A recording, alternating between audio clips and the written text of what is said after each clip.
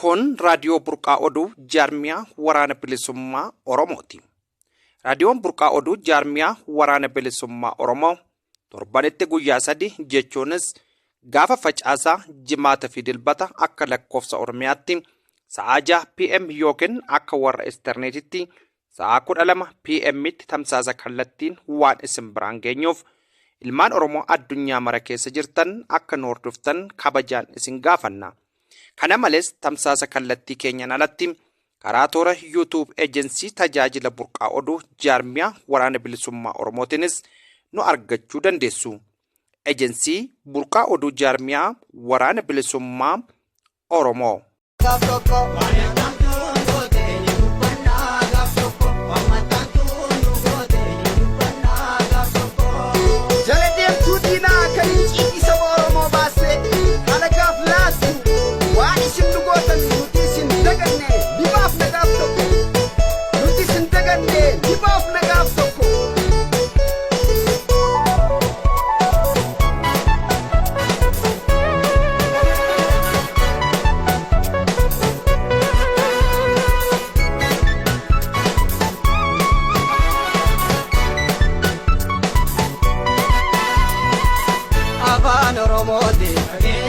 Dubbata sirreete nafani barama maledi gamiti kones bolsa miti enone dubbata fedesa gotajo Oromo bakada fedesa gotajo Oromo bakada wamatanto no gode ne dubbana gatoko wanadaga no gode ne dubbana gatoko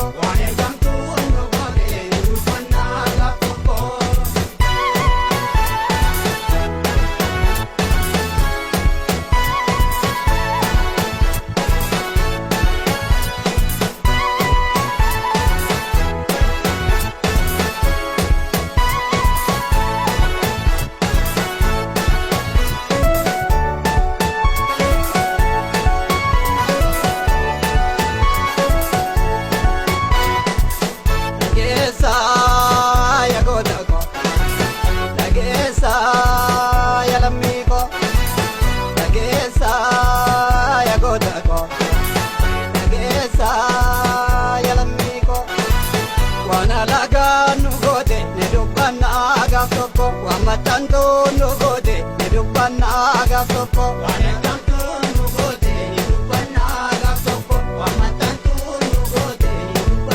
aga soko ya matantu gorsena sigafachun wanin hafne kana ta'u beki saboro mo fiyadi kana ta'u beki sabaketi fiyadi kana ta'u beki sabaketi fiyadi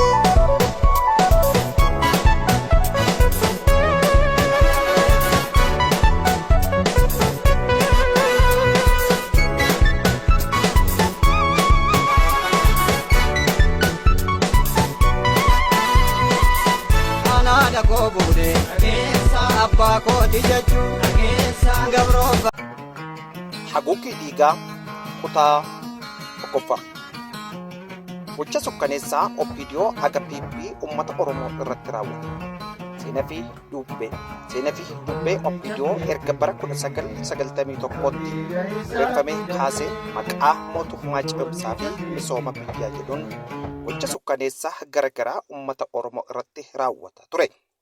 Bu'uura kanaan mootummaa garboomfata sirna duraanii irraa darbee sirna wayyaanee irratti hundaa'e Opiidiyoon meeshaa sirnichaa ta'ee tajaajila ture jira. Maqaa bulchiinsa naannoo Oromiyaatti sadarkaa siyaasaa, diinagdee fi hawaasummaa keessatti qabsoo bilisummaa Oromoo laaffisuu fi uummata ajjeesuu, hidhuu, dararuu, saamuu fi biyya ari'uu irratti xiyyeeffannoo guddaa kennaa ture. Sirni wayyaanee humna loltoota isaa fi tika mootummaa fayyadamuudhaan Oromoo gaaffii mirgaa gaafate irratti ajjechaa sukkaneessaa raawwateera. Sirna kana keessatti Opiidiyoon kallattii fi al-kallattiin uummata irratti hirmaachuu erga jalqabee heera mootummaa kabachiisuu dhiisee maqaa nageenya fi misoomaa jedhuun yakka garagaraa hojjechaa ture jira. haala hammeenya ajjeechaa fi hidhaa gocha ajjeechaa fi hidhaa OPDO'n uummata Oromoo irratti raawwate ilaalchisee ajjeechaa. OPDO'n erga ijaaramtee jalqabee uummata nagaa irratti rasaasa dhukaasuun namoota kumaatamaan lakkaa'aman ajjeessaa ture. Fakkeenyaaf bara 2015 hanga bara 2018tti yeroo fincila diddaa gabrummaa qeerroo fi qarree gaggeessanitti namoonni baay'een lubbuu isaanii dhabaniiru. Ajjeechaan kun kallattiidhaan ajaja tika mootummaa fi qondaalota OPDO'tiin gaggeeffamaa ture jira. Namoota siyaasa hunda keessatti hirmaachuuf yaalan dargaggoota, barattoota fi ogeeyyii garaagaraa mana hidhaatti guuruu fi darara tureera. Mana hidhaa keessatti reebicha, darara qaama fi qalbii irratti raawwatamaa ture seenaa sukkaneessaa hawaasa Oromoo keessatti bakkeetti galmaa'eera. Saamicha qabeenya fi roorroo hammeenya OPDO'n qabeenya Oromoo saamuu fi lafa irraa buqqisuun hawaasa hiyyoomsuu keessatti ga'ee guddaa qabdi.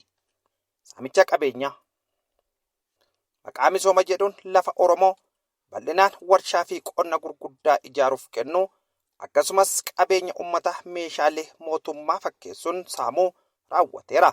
Fakkeenyaaf lafti daldaltoota alagoota fi qondaalota sirnichaan qabame uummata buqqaa ture lubbuu isaa dhabutti fi hiyyoomutti fidee jira. Roorroo hammeenya gochaan qabeenya saamuu fi hojii dhaabsisuu uummata Oromoo keessatti hiyyummaa baay'inaan babal'iseera. Kana malees hawaasa Oromoo gidduutti walitti bu'iinsa fi shakkii uumuu irratti xiyyeeffannoo godhamuunsaa qormaata guddaa ture. Gochaan sukkaneessaa OPDO'n waggoota dheeraadhaaf uummata Oromoo irratti raawwate miidhaa bu'uuraa uumuu qofa miti. Kaayyoon isaa Oromoon akka of dagatuu fi mirga ofii gaafachuu akka dhiisuuf godhamudha. Haa ta'u malee qabsoon bilisummaa Oromoo qeerroo fi qarree dabalatee uummata Oromoo bal'aanis itti hirmaatee yeroo ammaa jijjiirama siyaasaa fiduuf tattaaffii godhuun ifatti mul'achaa jira. Gabaabumatti gochaan OPDO uummata Oromoo irratti raawwate kan haala itti fufee qorannoo barbaaduu fi seenaa sirrii hawaasaaf dhiyeessuu barbaachisa. Akka barreeffama kana keessatti ibsametti gochaa sukkaneessaa kana dura dhaabbachuun bara baraan seenaa dhugaa sirreessuu fi mirga saba Oromoo kabachiisuuf qooda olaanaa qaba jenna. Kutaa lammaffaa gocha sukkaneessaa PP uummata Oromoo irratti raawwachaa ture ilaalchisee barruu bal'aa keessatti yaada armaan gadii tarreessuun ni danda'ama. Tokkoffaa seenaa fi dubbee. PP'n erga bara 2019tti bu'uureffame kaasee maqaa haaraa fi imaammata jijjiiramaa jedhuun hojii mootummaa ce'umsa gaggeessaa ture. Haa ta'u malee gochaan isaa baay'ee yeroo hedduu kan sirna wayyaanee irraa adda hin cinne ture. Uummata Oromoo keessatti maqaa nagaa eegsisuu fi misooma jedhuun dararaa fi dhiibbaa qaama hundee irratti gaggeeffamaa ture jira. Sirna PP jalatti sababa siyaasaa fi qabeenya Oromoo to'achuuf sababa jedhuun miidhaa cimaa raawwatee jira. Lammaffaan haala hammeenya ajjeechaa fi hidhaa ajjeechaa. PP jalatti ajjeechaan sukkaneessan uummata Oromoo irratti raawwate bal'ina guddaa qaba. Yeroo gaaffii mirgaa uummata Oromoo dhiyeessuuf fincila nagaa gaggeeffamu dargaggoonni Oromoo kumaatamaan lakkaa'aman lubbuu isaanii dhabaniiru. Fakkeenyaaf fincila diddaa gabrummaa bara 2020 fi bara 2021 keessatti namoota nagaa irratti humni tika mootummaa fi loltoonni birmadummaa isaanii dhorkuun ajjeechaa raawwatan. Uummanni Oromoo ajjeechaa kana of irraa qolachuu hin dandeenye. Hidhaan dargaggoota, barattoota fi hayyoota maqaa shororkeessummaa jedhuun raawwataa tureera. Namoota gaaffii mirgaa gaafatan mana hidhaatti guuruu fi akka hin baaneef darara cimaa irratti gahaa turaniiru. Mana hidhaa keessatti dararaan qaama fi qalbii irratti raawwatamaa tureen namoonni hedduun miidhamaa turanii jiru. 3. Saamichaa qabeenya fi roorroo hammeenyaa. Saamicha qabeenyaa. Maqaa misooma jedhuun lafa Oromoo saamuu fi uummata lafa irraa buqqisuun hojii bu'uura PP ture. Lafa qonnaan bulaa irraa fudhachuudhaan warshaa fi ijaarsa gurguddaa ijaaruun uummanni bakka dhaloota isaa irraa akka buqqa'u taasiseera. Daldaltootaa fi maamiltoota siyaasaa PP qofaaf qabeenyi Oromoo qoodamaa turee jira. Roorroo hammeenyaa.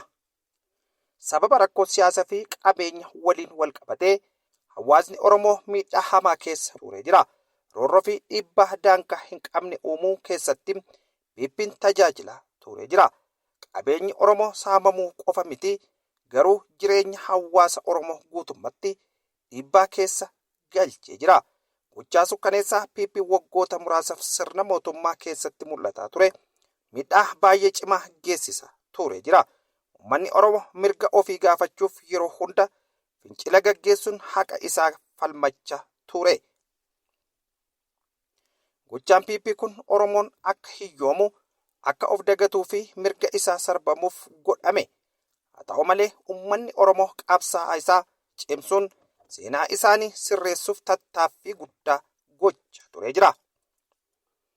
Gabaabumatti gochaan PP fi gocha isaa irratti qormaata bal'aa fi seenaa sirrii hawaasaaf ifa taasisuun barbaachisaadha.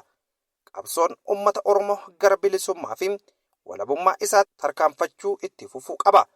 Barreeffama kana keessatti yaadota bu'uuraa fi gochaa haqa Oromoo laaffisuuf godhamaa ture bal'inaan ilaaluuf carraa bal'aa barbaachisee jira. Hundee lammiitiin bara 2025.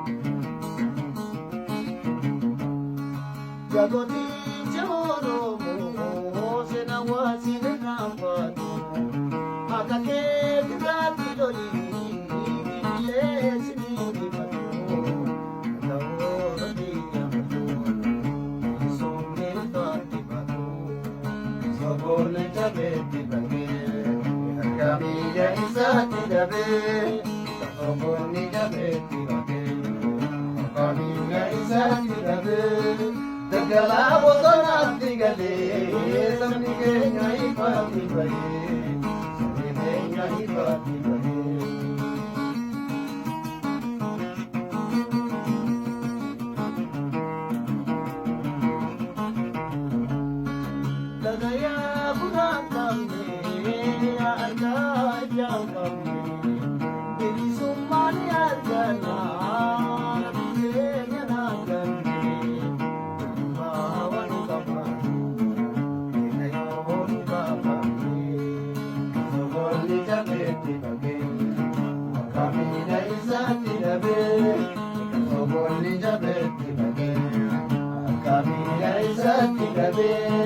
Gagala bosonatti galee sabni keenya ifatti bahee sabni keenya ifatti bahee gagala bosonatti galee sabni keenya ifatti bahee sabni keenya ifatti bahee gagala bosonatti galee sabni keenya ifatti bahee sabni keenya ifatti bahee. Come on.